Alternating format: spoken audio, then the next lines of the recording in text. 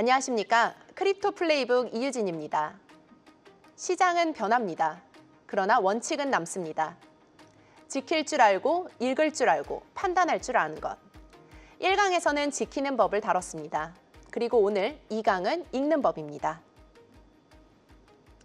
코인이 왜 가치를 가지는가, 코인 가치 평가에 대해서 한번 시작해 보겠습니다. 2025년 한 해 전 세계 코인 사기 피해 규모는 온체인 추정 기준 최대 약 170억 달러, 우리 돈으로 약 23조 원에 달했습니다. 우리나라 한 해 예산의 3%가 넘는 돈이 사기로 증발했습니다. 안타까운 손실을 겪은 투자자들에게는 공통점이 있습니다. 바로 시장의 초기 성장통을 견뎌낼 펀더멘털, 즉, 이 코인이 도대체 왜 가치를 가지고 있는가를 치열하게 묻지 않았다는 점입니다. 그 코인 왜 가치가 있습니까? 지금 이 질문에 답하실 수 있는 분 있나요? 삼성전자 주식이라면 대답하기가 쉽습니다. 반도체를 팔아서 이익을 내고 그 돈으로 배당도 주는 회사니까요. 명확한 실체와 재무제표가 있습니다. 그런데 여러분, 코인은 어떻습니까? 매출이 없습니다. 배당도 없습니다. 또 CEO도 없습니다. 그런데 지금 이 순간 비트코인은 1억 원 선을 안팎으로 거래되고 있습니다. 지난해에는 1억 7천만 원을 돌파하기도 했습니다. 이것은 단순히 거품일까요? 아니면 우리가 아직 익숙하지 않은 정말 전혀 다른 가치체제일까요?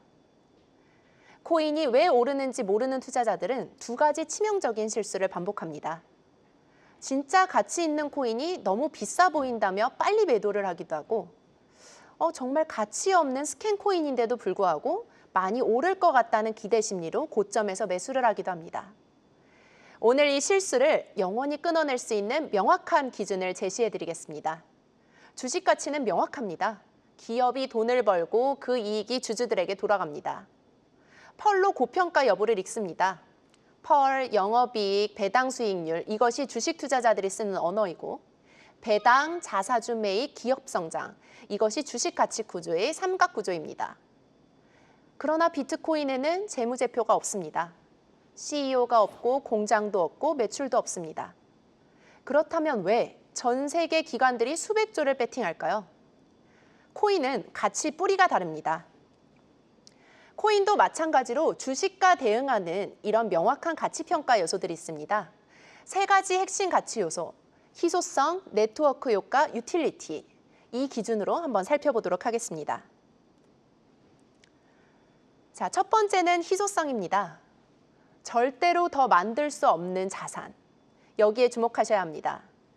우리가 일상적으로 사용하는 법정화폐의 구조는 경제 위기가 발생하거나 경기 부양이 필요할 때 중앙은행은 언제든 화폐를 추가로 발행할 수 있습니다. 시중에 돈이 흔해지면 내가 쥐고 있는 돈의 구매력은 자연스럽게 떨어집니다.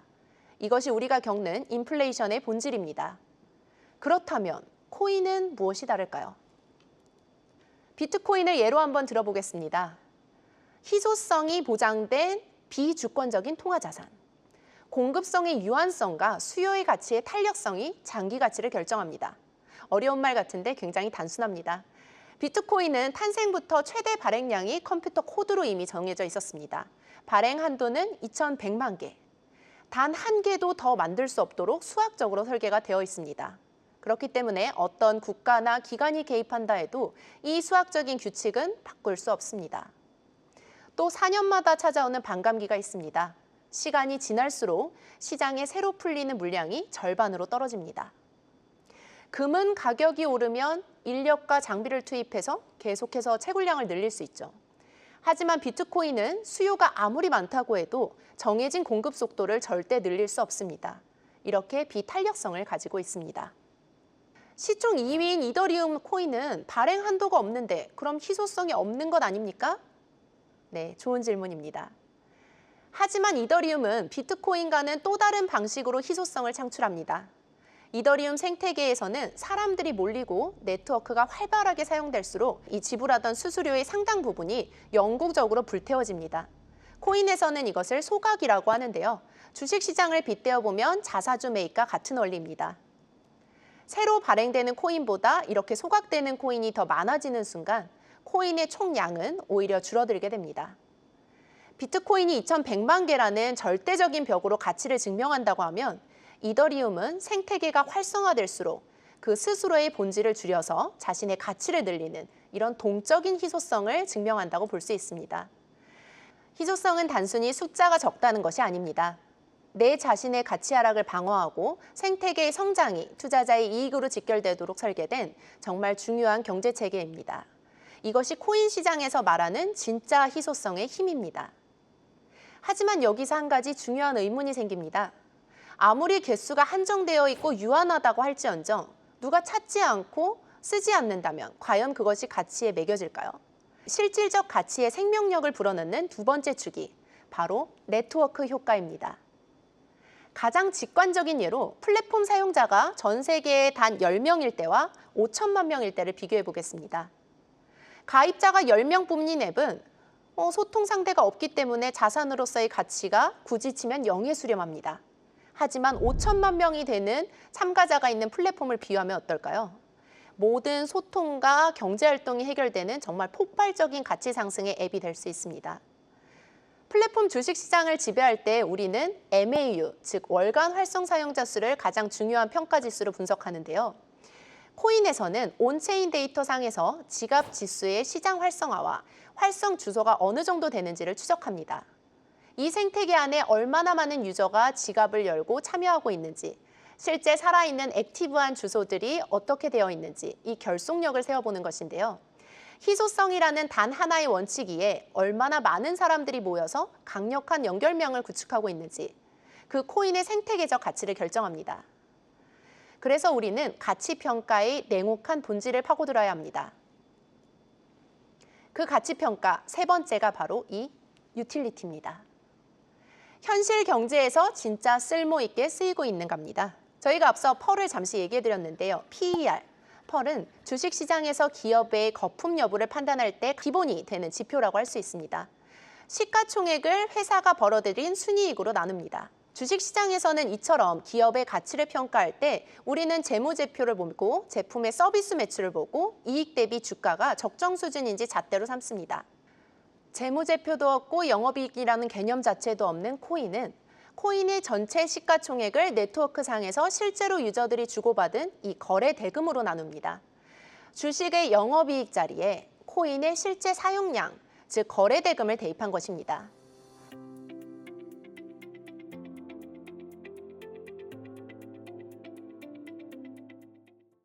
코인에는 MVT 레이시오, 이 가치가 있는데요. 네트워크 가치 평가 대 트랜잭션 비율이 있습니다.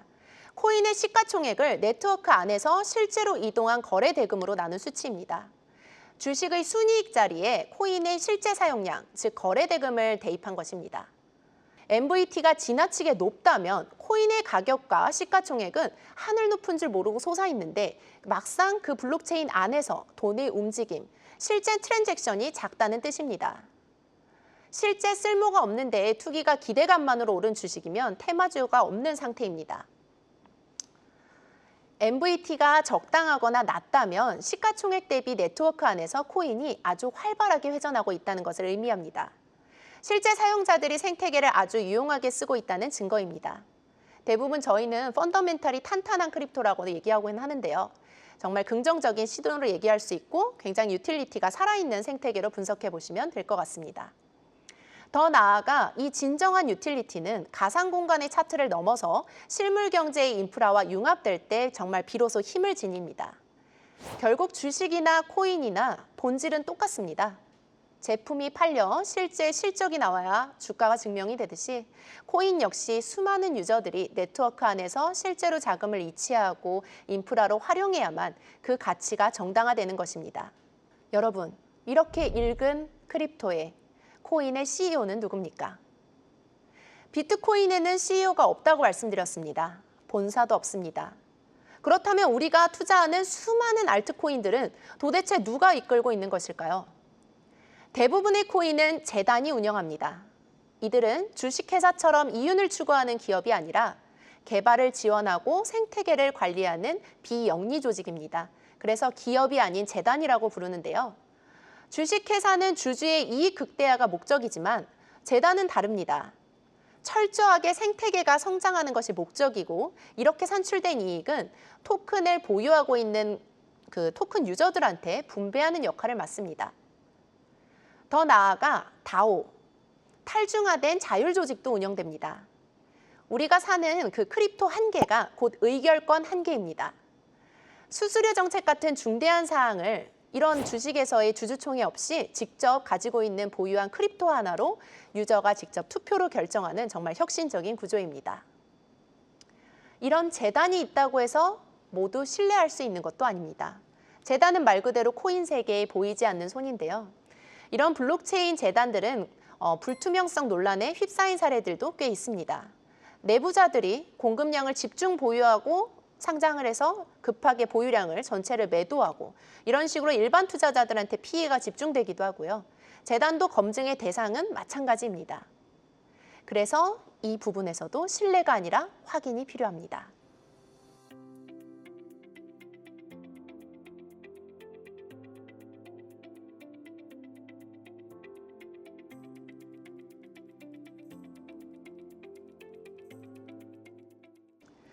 크립토 플레이북에서 여러분들이 또 많이 하실 만한 질문지를 모아봤습니다.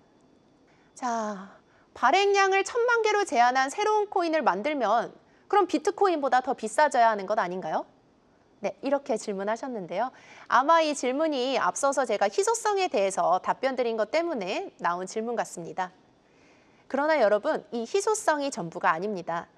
물론 수량도 중요하지만 제가 이더리움을 예로 말씀을 드렸는데요. 이더리움처럼 생태계의 활성화를 통해서 좀 더 이 생태계가 확장이 되어 있어야 발행량이 외에도 생태계 확장이나 결속력 그리고 실제로 어느 정도의 가치가 형성되어 있는지가 전반적으로 반영이 되어야만 희소성이라는 가치가 생기는 것입니다.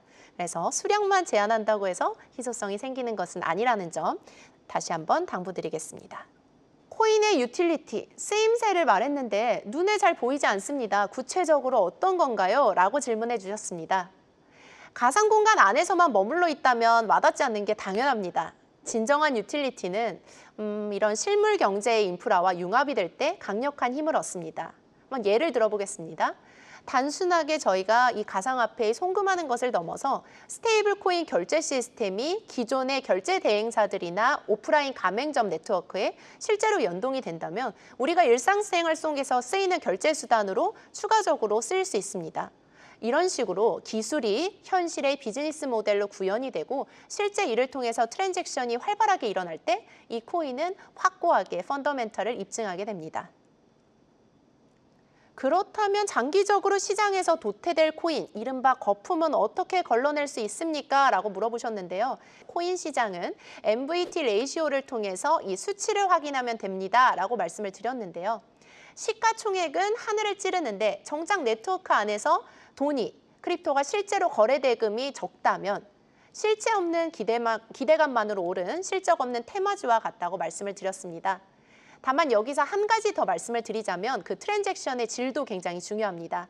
의미 없게 지갑과 지갑 간의 이 트랜잭션만 부풀려진 것이 아니라 앞서 말씀드린 실생활 결제나 인프라 활용처럼 진짜 쓰임새에서 나온 거래인지를 온체인 데이터를 통해서 꼼꼼하게 확인하시기 바랍니다. 코인 투자에서 신뢰란 누군가의 말을 단순히 믿는 것이 아닙니다. 데이터를 직접 확인하는 데서 출발해야 합니다. 다음 3강에서는 코인 생태계의 주체인 재단이 발행하는 백서와 온체인 데이터를 정교하게 교차 검증해 보도록 하겠습니다. 가격을 보기 전에 펀더멘털을 먼저 읽어라. 시장의 팩트를 짚어내는 크립토 플레이북. 오늘 순서는 여기까지입니다. 다음 시간에 뵙겠습니다. 감사합니다.